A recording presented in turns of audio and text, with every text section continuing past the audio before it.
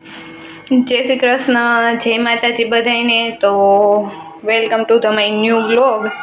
અને આજે અમે પાર્થુબેનના ફર્સ્ટ હેરકટ માટે જ આવી છે. પાર્થુબેન હેર કટિંગ કરવા દે કે ના દે, તો વ્લોગમાં જોડાયેલા રહેજો એટલે તમને ખબર પડશે કે અમે પાર્થુબેન કેવા અમે હેરકટ કરાવવા જાવીએ ને શું કરવા દે, હેરકટ કરવા દેશે કે નહીં. એટલે વ્લોગમાં જોડાયેલા રહેજો. તો હાલો હવે અમે નીકળીએ. કઈ જગ્યાએ જાવી છે હું તમને ત્યાં જઈને બતાવીશ. પાર્થુબેનના હેર કટિંગ માટે અમે જાવીશ. કા પાર્થુ?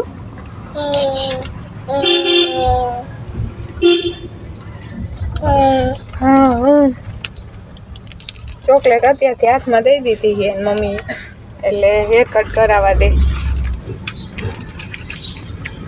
પાર્થુ આવું ચાલો હું આવે પાછું લઈ જો લે. પણ તો આ બધું લાઇટિંગ ને એવું જોવે છે.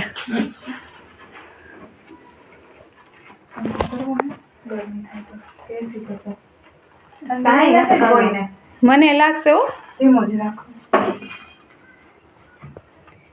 તો અમે આવ્યા છીએ જાનકી ભાભીના બ્યુટી સલોનમાં. કા પાર્થુ?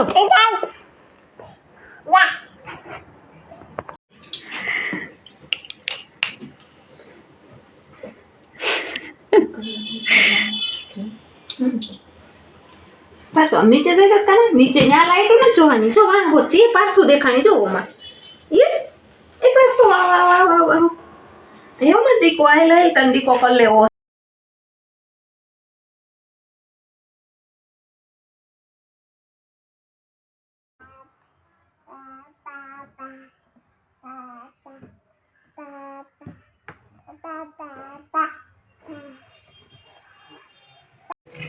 પાર્થુબેનની ગિફ્ટ અનબોક્સિંગ થાય છે. થોડીક લેટ આવી છે, બર્થડે હોય ગયો પછી. હેન્ડલ, ટાયર, આગલો મોરો, પંખો, આ ચાર્જર, આ બીજું ટાયર અને આ સીટ ને બેટરીનો બધો ગોઠાલો.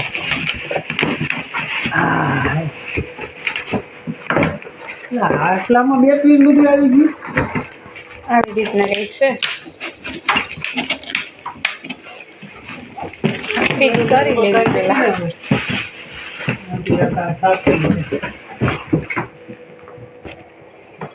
હાલો હવે ફિટ કરીને બતાવશું. ઓલામાં શું છે? કાગળ છે એમાં હશે ને કઈ રીતના કરવાનું? એ તો ચાર્જર ને એની ઓલી વોરંટીનું છે. તો કેવું છે?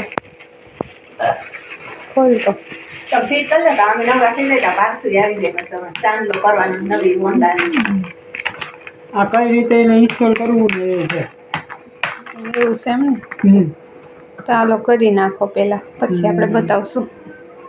બસ હાલો.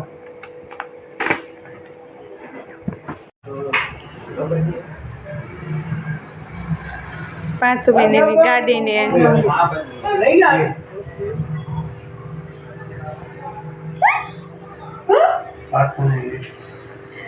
પાર્થુ ને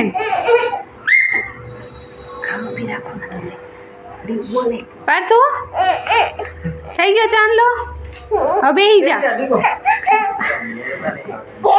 હા ચલ બેહાય તો.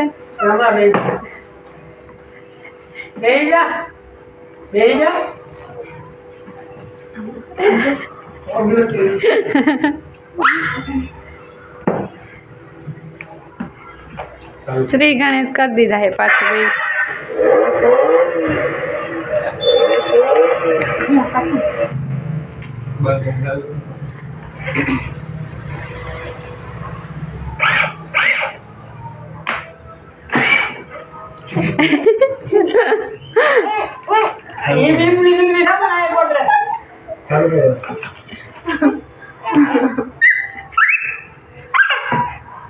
પાર્થુ ને એમને માગવી હે.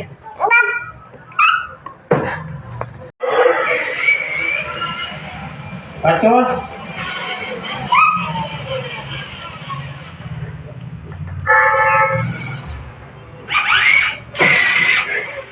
દેખાય